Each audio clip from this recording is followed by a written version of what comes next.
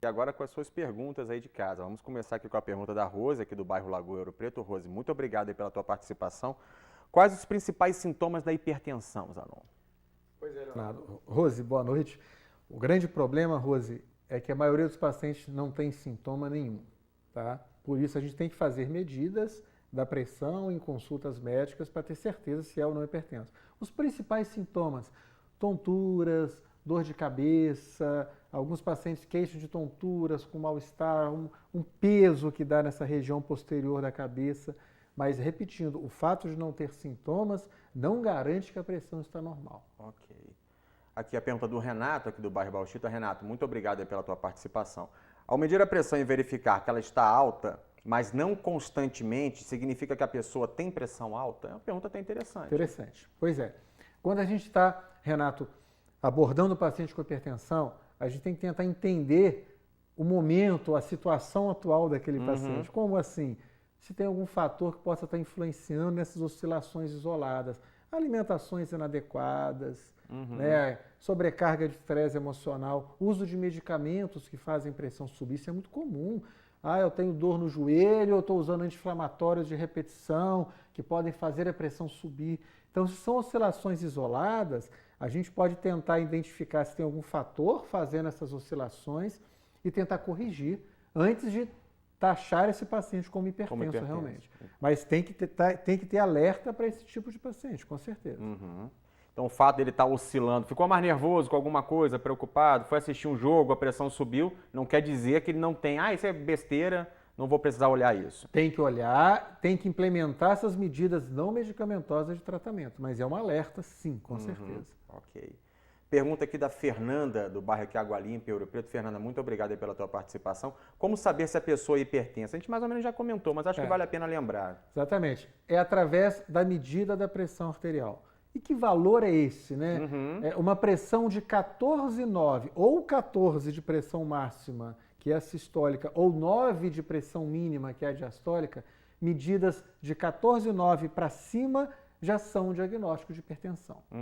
Tá? Então, numa medida, por um acaso isolada, de 14,9 para cima, isso já é diagnóstico de hipertensão.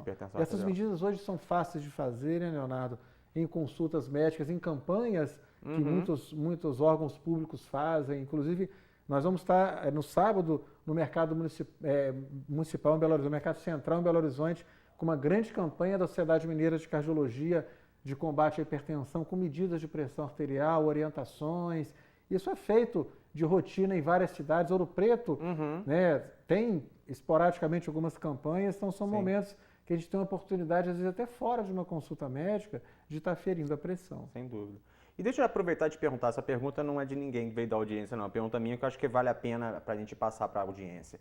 Esses aparelhos de pressão digitais, né, que você compra, eles são fidedignos? Eles te dão uma ideia de como é que as coisas estão ou não? Pois é. Esses aparelhos que a gente põe no punho, eles servem para a gente ter uma ideia do comportamento da pressão, mas eles dão mais variação. Né? O ideal seriam aparelhos digitais de braço mesmo, tá? São os aparelhos maiores que tem aquele manguito, igual que a gente usa no consultório. Ele tem um manguito, tem o aparelho que é uma caixinha digital, muito simples de usar. Você aperta um botãozinho e ele mede a pressão. Então esses aparelhos de braço, validados, reconhecidos pelo Inmetro, eles são mais confiáveis. Os aparelhos de punho, eles nos dão uma ideia de como as que coisas patamar estão. Que a gente está, mas eles dão mais variação. Entendi, ok. Pergunta agora da Rosângela aqui do bairro Veloso. Rosângela, muito obrigado pela tua participação.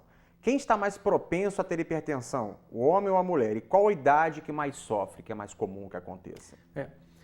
Olha, a estatística do homem e da mulher são muito próximas aí em relação à incidência de hipertensão, tá? Muito próximas. As estatísticas mundiais mostram uma pequena incidência maior do homem, mas isso está se igualando.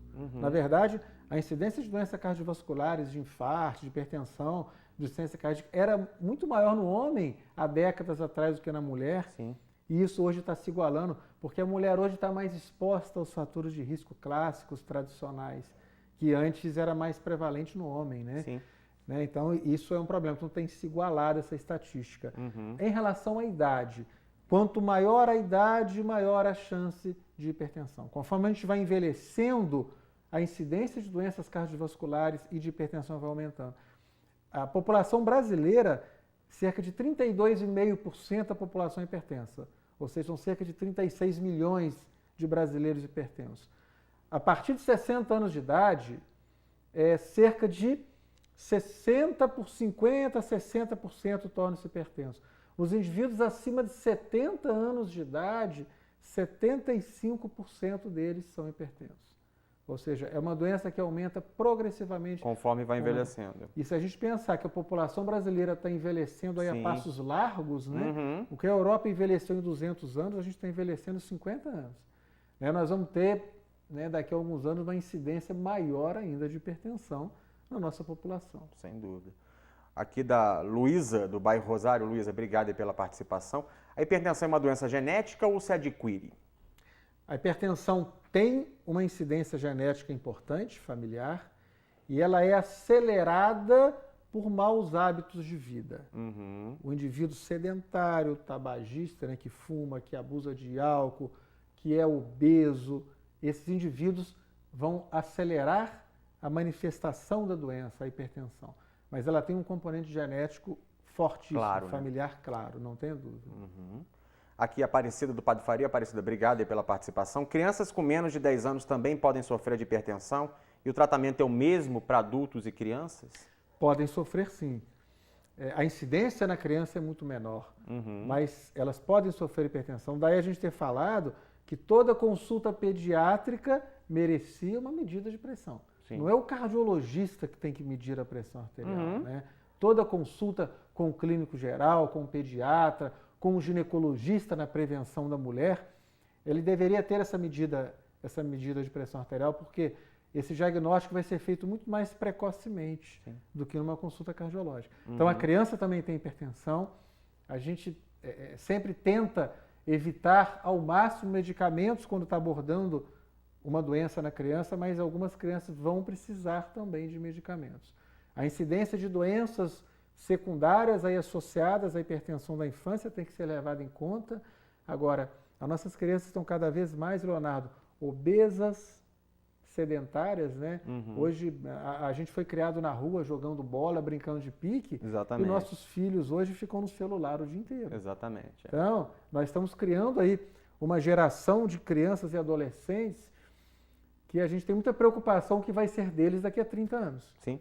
Esses nossos adolescentes hoje de 10, 15 anos de idade, como vai ser a saúde deles aos 40, 45, é uma incógnita ainda para a medicina, Porque eles estão mais obesos, mais sedentários, alimentando cada vez pior.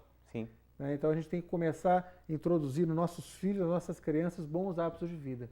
Porque se eles não aprenderem a se alimentar bem com 10, 15 anos de idade, eles não vão aprender com 40. Nunca mais, não com tem certeza. Jeito.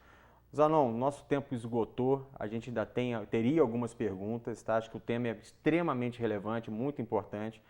E acho que vale a pena depois você até voltar para a gente continuar esse bate-papo numa outra ocasião. Agradeço demais a tua presença e agradeço muito a audiência de todos, tá? Estaremos de volta na semana que vem com o nosso programa. Muito obrigado.